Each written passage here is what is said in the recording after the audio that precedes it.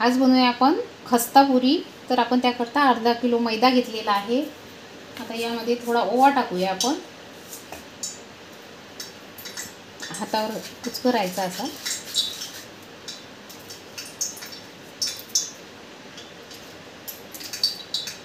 आणि चवीनुसार मीठ टाकायचं आहे।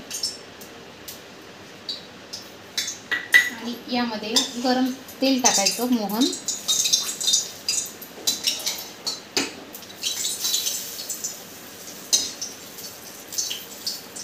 आता हे आपण मिक्स करून घेऊया। बघा असा लाडू तयार झाला पाहिजे, कारण आपलं तेल सगळीकडे लागलं। आता यामध्ये थोडंसं आपण रवा टाकूया, फार नाही टाकायचा।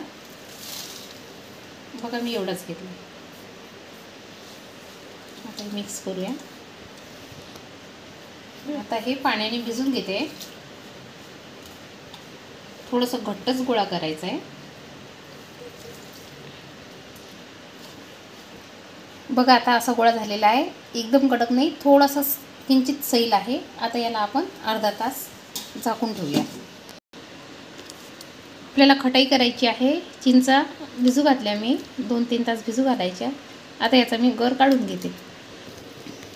आपण गर काढलेला आहे चिंचेमधला। आता आपण खटाई करूया। गॅसवर ठेवला आहे, त्यामध्ये गूळ टाकूया।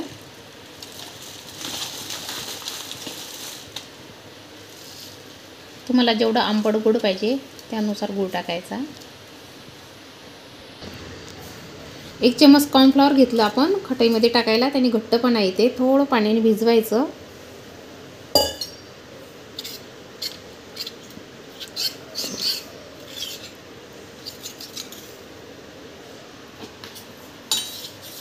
आता एक खटाईमध्ये गूळ विरघळलेला आहे। आता यामध्ये आपण कॉर्नफ्लॉवरचं पाणी टाकूया।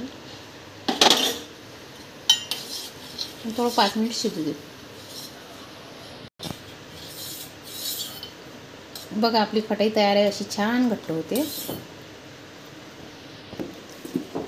अर्धा तास झालेला आहे, कणिक छान मुरली मुरलेली आहे। आता आपण याचे खस्ते लाटून घेऊया। बघा अशी पोळीसारखी पोळी लाटूया आपण आधी।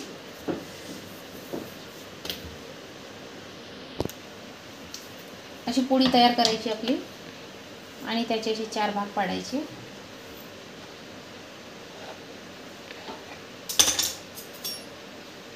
आणि असे काटा चमच्याने आणि छिद्र पाडायचे, कारण आपली ही पुरी फुगली नाही पाहिजे।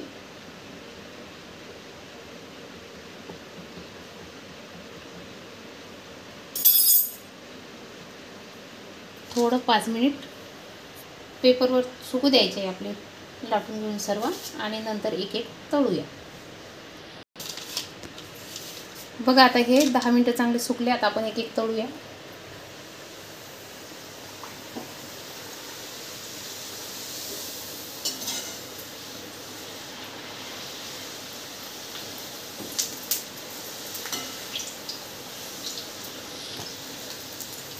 थोडा आता लालसर होत आले की मग दाखवायचं डबल। असं कमी गॅसवर होऊ द्यायचं आहे थोडं झालं की, कारण ते मग कुरकुरीत होतात, छान लालसर होऊ द्यायचे।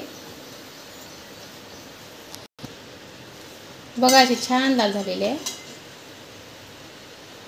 आता आपण सर्व तळून घेऊया। बघा आपले खस्ते तयार झालेले आहे। आता आपण डिश बनवूया। बघा आधी आपण खटाई टाकून घेऊया।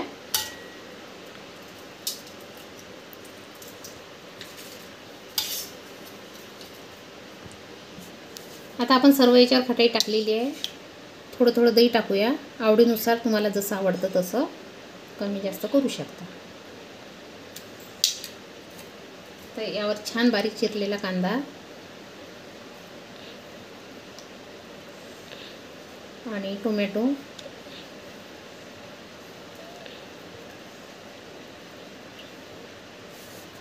थोडीशी कोथिंबीर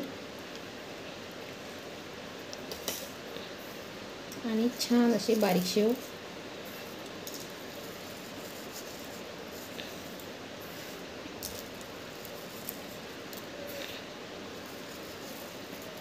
बघा आपली डिश तयार आहे।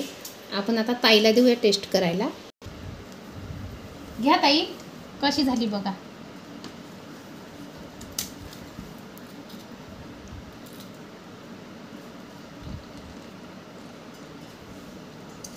छान झाला खस्ता, एकदम टेस्टी कुरकुरीत. आता तुम्ही बनवा आणि कमेंटमध्ये सांगा कसं झालं ते. सबस्क्राईब करायला विसरू नका.